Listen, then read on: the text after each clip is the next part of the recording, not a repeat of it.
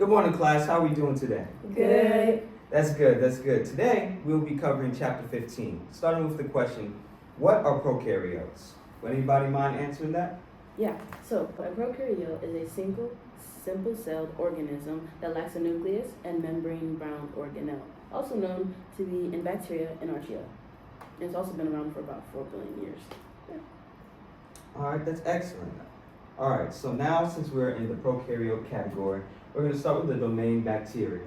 Can I get a student to tell me a little bit more about that? I could talk about bacteria. Yes, please. Okay, so bacteria, like my classmate Sydnee referenced to, is a single-cell organism that lacks a nucleus. It goes through 4 stages of growth, which is the lag phase, exponential, stationary, and the death phase. Bacteria is usually categorized into 2 different categories, such as heterotrophic and autotrophic bacteria. Heterotrophic bacteria relies on nutrients from other organisms, and then autotrophic bacteria is able to produce its own food and nutrients. There are many factors of bacteria that can cause it to form into diseases such as toxins, adhesions, and capsules. These factors can cause bacteria to form into diseases such as pneumonia, tuberculosis, and foodborne illnesses such as food poisoning. A fun fact about bacteria is that the human body can contain around 100 trillion bacteria cells, which is 10 times more than the human cell today. Excellent overview of bacteria. Okay, so that was one of 2 categories within prokaryotes. Our next one, I'll teach you all a little bit more of archaea. So archaea, of course, is a prokaryote, and it is similar to bacteria within its internal and external structures. So internally, the nucleoid is the region where the DNA resides. Ribosomes use mRNA to synthesize proteins.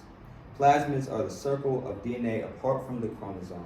And then externally, for the structure, of course, the cell membrane is the outer boundary of the cell, and I like to call that the door, basically what allows for things to come in and out.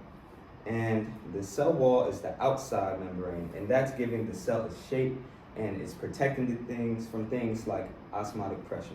Now, many archaea are extremophiles. What do I mean by that? That means that they live in very extreme environments, meaning that they live in environments with high acidity, high heat, and high salt. And some are also known to live in moderate environments.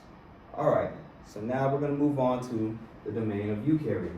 Starting with proteins. Will anybody mind talking to me about that? I will. Okay. Okay, so originally they were known as eukaryotes, not considering plants, animals, or fungi. Yet as new DNA became known, they were classified into new groups, and the 3 main groups are algae, which resemble plants, slime molds, which resembles fungi, and lastly protozoa, which resembles animal cells. Proteins also have a wide variety of feeding habits, reproductive cycles, and modes of locomotion. Okay, excellent. But just to be clear, I think we should get a definition on what eukaryotes are. Okay, you please, Sydnee. Okay, so a eukaryote is basically the opposite of a prokaryote. It has a nucleus and other membrane-bound organelles, also known to be in humans, animals, and plants.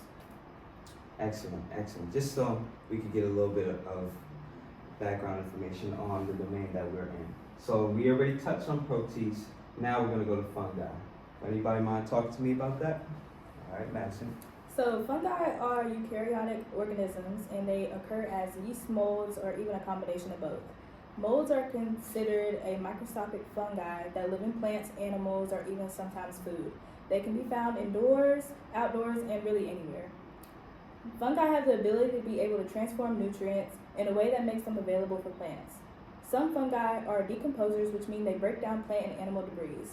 The only things fungi eat are dead or decaying material. Excellent, excellent. All right, class, now we're going to be doing an activity where we talk about animal and plant facts.